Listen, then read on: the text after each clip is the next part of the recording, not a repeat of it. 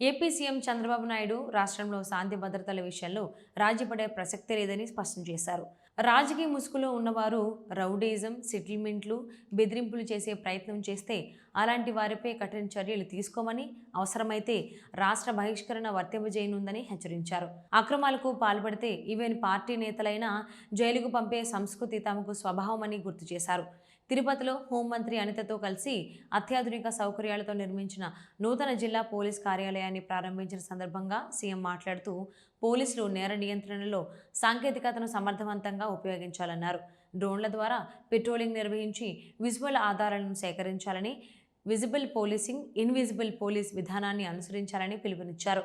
నేరస్తుల కంటే పోలీసులు ముందుగానే ఆలోచించి టెక్నాలజీ సాయంతో నేరాలను అరికట్టే విధానం అవలంబించాలని స్పష్టం చేశారు. సీఎం చంద్రబాబు రాష్ట్రంలోని భక్తుల భద్రతపై ప్రత్యేక దృష్టి పెట్టారు.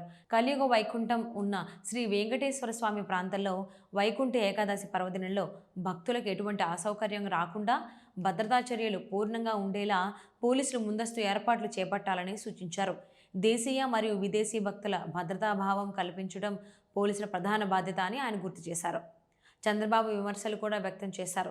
గత ప్రభుత్వంలో శాంతి భద్రతలు పూర్తిగా భ్రష్టుపట్టాయని, తిరుమల పవిత్రతను దెబ్బతీస్తూ రోడ్లు బ్లాక్ చేయడం, రచ్చ పండించడం, కత్తులతో జంతుబలులు ఇచ్చి భయభీతులను సృష్టించడం వంటి హింసాత్మక ఘటనలు జరిగాయని గుర్తు చేశారు. భవిష్యత్తులో ఇలాంటి పరిణామాలు మళ్లీ రాకుండా సీసీ కెమెరాలు, డ్రోన్ల ద్వారా ఆధారాలను సేకరించాలని సూచించారు. సోషల్ మీడియాలో వ్యక్తిత్వ హనన, అసభ్యకర పోస్టులపై ప్రభుత్వ నిఘా కొనసాగుతున్నదని, రాజకీయ లబ్ధి కోసం ప్రభుత్వంపై కొందరు బురద జల్లే ప్రయత్నం చేస్తే ఊరుకోకూడదని హెచ్చరించారు. ఈ సందర్భంగా చంద్రబాబు పోలీసులు తీసుకుంటున్న చర్యలను కూడా ప్రశంసించారు. తిరుపతిలో గంజాయి, డ్రగ్స్ నియంత్రణలో, ఎర్రచందనం స్మగ్లింగ్ అరికట్టడంలో, పీడీ యాక్టులను అమలు చేయడంలో పోలీసులు చూపిస్తున్న చొరవ, పట్టుదల ఆయనకు అభినందనీయంగా ఉన్నాయి. మొత్తంగా సీఎం చంద్రబాబు వ్యాఖ్యలు రాష్ట్రంలో శాంతి భద్రత, భక్తుల రక్షణ, నేరాల నియంత్రణ, సాంకేతిక వినియోగం, పోలీసు ఉనికి, రాజకీయ బాధ్యతలపై స్పష్టమైన సమగ్ర దిశానిర్దేశాన్ని అందిస్తున్నాయి.